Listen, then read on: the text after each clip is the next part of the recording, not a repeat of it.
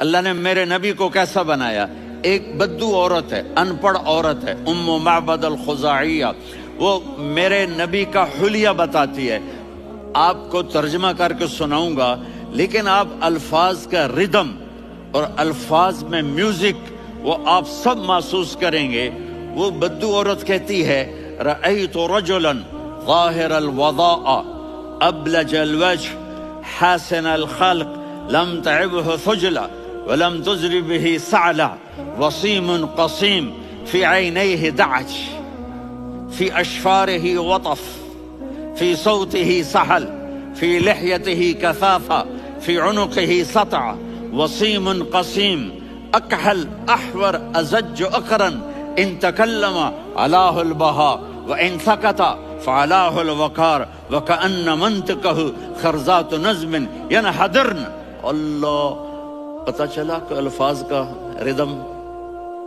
وہ کوئی بولو تو صحیح، کیا ردم ہے. اب ترجمہ سنو.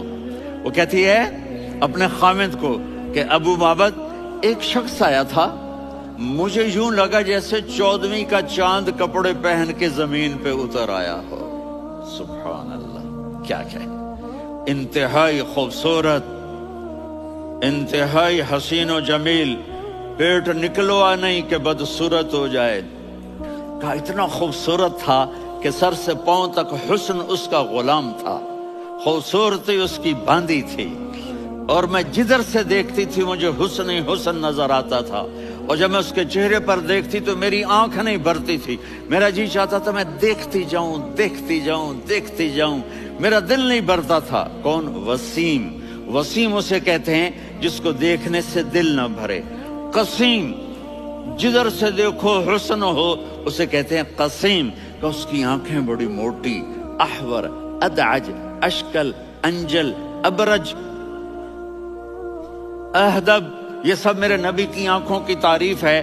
ان 5-6 الفاظ کا ایک مطلب ہے کہ اللہ نے کائنات میں ایسی حسین آنکھ کسی کی بنائی نہیں تھی. حسن و جمال آنکھوں میں، اور پلکیں بڑی لمبی. یہ عورتیں یہاں نکلی لگا لیتی ہیں نا لمبا لمبا کرنے کے لیے، تو میرے نبی کے قدرتی یہ بال لمبے تھے حسن کو بڑھانے کے لیے. داڑھی بڑی خوبصورت تھی. زبان میں، آواز میں جادو تھا، آواز میں کشش تھی، آواز میں ایک ایسا دل کھنچتا تھا. گردن لمبی تھی، سر سے پاؤں تک حسن و جمال تھا. جب وہ بولتے تھے نور چھا جاتا تھا، جب وہ خاموش ہوتے تھے وقار چھا جاتا تھا.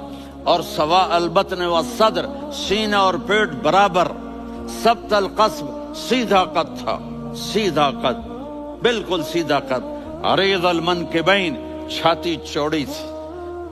طویل الزندین، بازو لمبے تھے. رحب الراحہ، یہ ہتھیلی بڑی چوڑی تھی. چوڑی ہتھیلی سخاوت کی نشانی ہوتی ہے.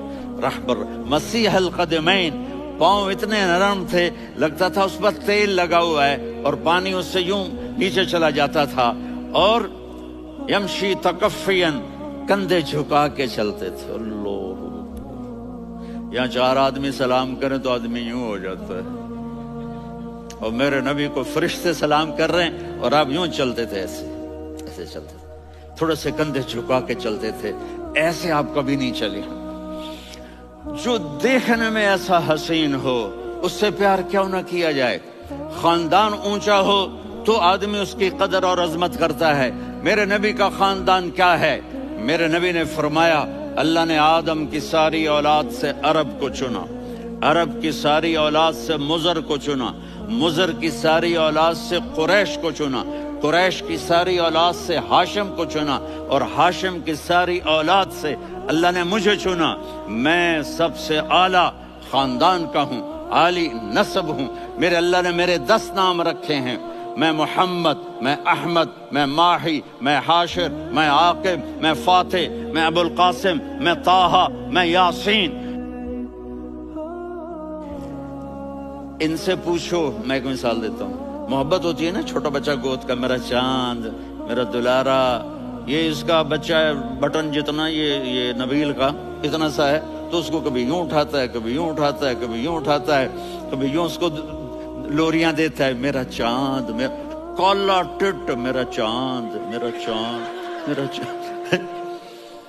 تو میرے رب کو اپنے حبیب سے محبت ہے تو صرف محمد نہیں کہتا، چونکہ محمد کہنے سے محبت کا فلو نکلتا نہیں، تو اللہ نے اپنی محبت کے فلو کو نکالا، میرا محمد، میرا احمد، میرا ماہی، میرا حاشر، میرا عاقب، میرا فاتح، میرا قاسم، میرا ابو القاسم، میرا طٰہٰ، میرا یاسین، یہ اللہ نے اپنے حبیب کے نام۔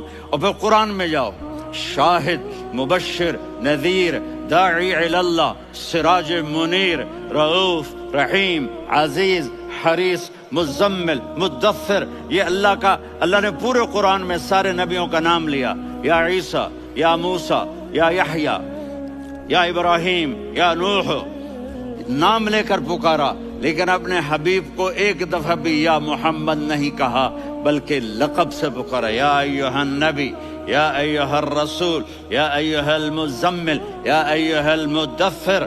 میرے رب نے اپنے حبیب کو ساری نسلوں میں سب سے اعلی نسل بنایا۔